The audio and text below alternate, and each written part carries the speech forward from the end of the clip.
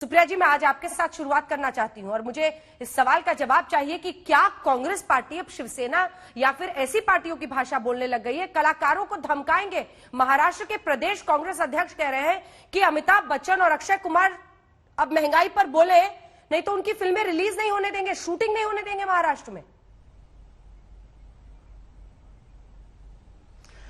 मैं दो चार बातें बोलूंगी, उसके बाद आपके सवाल का जवाब दूंगी। आपकी रिपोर्ट में बोला गया आंच फिल्मी सितारों पे पड़ गई। हम क्या ये भूल गए कि 100 रुपए पेट्रोल और 175 रुपए जब रसोई गैस का दाम 2 महीने से कम में बढ़ता है तो उसकी आंच सबसे पहले आम आदमी पर पड़ती है। आम आदमी के ऊपर कहर बरपा हुआ है और हम अमिताभ बच्चन और अक्षय कुमार की बात कर रहे हैं। 1000 पर भी हो जाए पेट्रोल तो उनकी सेहत पे कोई फर्क नहीं पड़ने वाला है। आप नाना पटोले को बताइए ना मैम। 100 रुपए जब पेट्रोल होता है सुप्रिया श्रीनेत, आप नाना पटोले को बताइए ना, जो आप मुझे ज्ञान दे रही हैं ये नाना पटोले को बताइए। मैं आपको ज्ञान नहीं दे रही हूं, मैं आंच की बात कर रही हूं कि आंच जो है वो आम आदमी पर पड़ रही है। नाना पटोले ने जो कहा है उसका मैं समर्थन नहीं करती हूं। मुझे लगता है आजाद देश है, इसमें सब कुछ हो सकता है। लेकिन हाँ, मैं ये जरूर पूछती हूं कि वो लोग जो साइकिल चलाने की बात करते थे, वो लोग जो कहते थे लोन ले लिया जाए पेट्रोल के लिए, आज क्यों चुप है?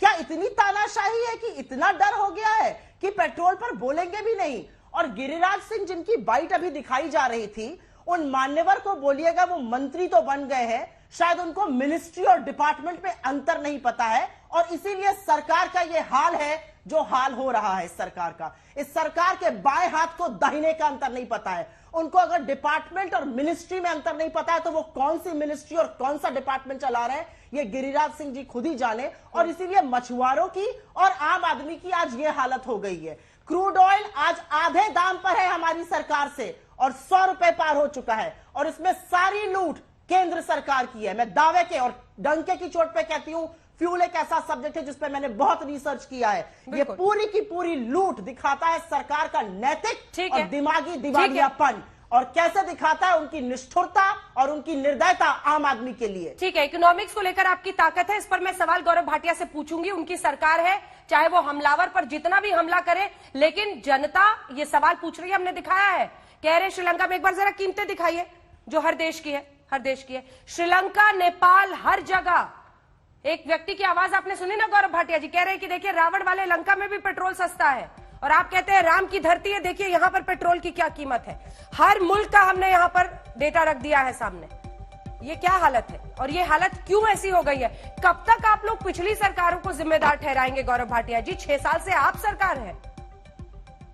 ठीक है, तो अंजना जी, पहले 2 मुद्दे हैं और मैं आपसे वादा करता हूं कि दूसरे भाग में आपका जो पेट्रोल पे, डीजल की महंगाई पे जो भी सवाल होंगे मैं जरूर दूंगा। लेकिन आपने जो पहली शुरुआत करी मैं उस पे भी आना चाहता हूं क्योंकि वो बहुत ही गंभीर मुद्दा है। क्या आज महाराष्ट्र में इस तरह की गुंडागर्दी जो चल रही है, संविधान इसकी इजाजत देता है? कांग्रेस पार्टी की तो सरकार है और अभी लता मंगेशकर और सचिन तेंदुलकर जी ने जब समर्थन किया था कि कोई बाहरी ताकत जो है वो हस्तक्षेप नहीं कर सकती, तो इन्हीं लोगों ने कहा था कि उन पे दबाव बना है और हम एक जांच जो है कराएंगे। आज खुल्लम खुल्ला खेल फुरक्काबादी चल रहा है, धमकी दी जा रही है, तो इनको कोई फर्क नहीं पड़ता। तो सबसे पहले तो ये पता करना होगा कि इस सरकार की जो महाराष्ट्र में है आस्था संविधान में है कि नहीं है। दूसरा, मत्स्य जो मिनिस्ट्री है, वेबसाइट पे जाएं और देख लें। बहुत बोल रही थी, मेरे हाथ में देखिए, ministry of fisheries, animal husbandry and dairy. अब क्या है कि अपने लीडरान जो जिनको कुछ पता नहीं है, उनकी गलत वक्तव्य को सही ठहराने के लिए ये लगी रहती हैं और उनके लिए अर्ज किया है, राजनीति में कॉमेडी का तड़का है वो, 50 साल का अपरिपक्व लड़का है वो। उसको ये नहीं पता संसद में कितनी सीटें हैं, उसको ये भी नहीं पता है कि गरीबी से कैसे निपटना है। वो कहता है गरीबी तो एक मानसिकता है और इसमें इनकी गलती नहीं है। लेकिन आज ये बिल्कुल स्पष्ट हो गया है कि इनका साथ मियां खलीफा के साथ है, रिहाना के साथ है, लेकिन देश के जो नागरिक हैं, जैसे अक्षय कुमार 25 करोड़ रुपए उन्होंने दान दिया था कोविड के समय में। अमिताभ बच्चन जी की हर कोई तारीफ करता है, हमारी शान है, लेकिन अच्छा बीच में दर्द हो गया, आग लग गई है। राजनीति में कॉमेडी का तड़का है वो, 50 साल का अपरिपक्व लड़का है वो। ये जो आग लगती है ना, यहां तो पेट्रोल की भी जरूरत नहीं है। कांग्रेस की प्रवक्ता आके कुछ भी अनर्गल बोलती हैं, फिर हमारे बीच में बोलती हैं। और अंजना जी, अब मैं आपकी बात पे आता हूं। देखिए, आपने कहा कि पेट्रोल और डीजल के दाम बढ़ रहे हैं। हाँ। तो मैं आपसे एक बात जरूर कहूंगा कि सबसे पहले तो कांग्रेस की एक सरकार होती थी जिसमें हम सब जानते हैं महंगाई डायन खाए जात है और भ्रष्टाचार चुड़ैल निगल जात है, ये हालत थी।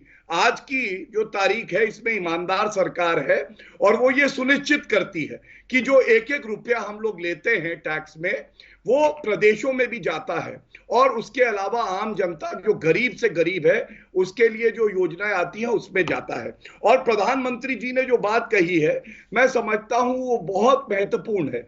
उन्होंने कहा है कि जो और सोर्सेज हैं एनर्जी के, जैसे नेचुरल गैस है, अंजना जी, उस पे हमारी निर्भरता हाँ। 15% का हमने लक्ष्य रखा है और हमारे 7 साल की जो सरकार रही है उसमें हमने 6.3 पहुंचाया है। जब तक हमारी निर्भरता रहेगी कच्चे तेल पे जिसका हम आयात करते हैं तो ये परेशानी आएगी। दूसरी बात, धर्मेंद्र प्रधान जी ने भी ये बात कही है, ओपेक कंट्रीज और जो बाकी कंट्रीज हैं जो उत्पादन करती हैं कच्चे तेल का, कि आप लोग जो कट कर रखा है प्रोडक्शन का, क्योंकि सप्लाई वहीं से होती है, उसको आप प्लीज कट को घटाइए और प्रोडक्शन को बढ़ाइए।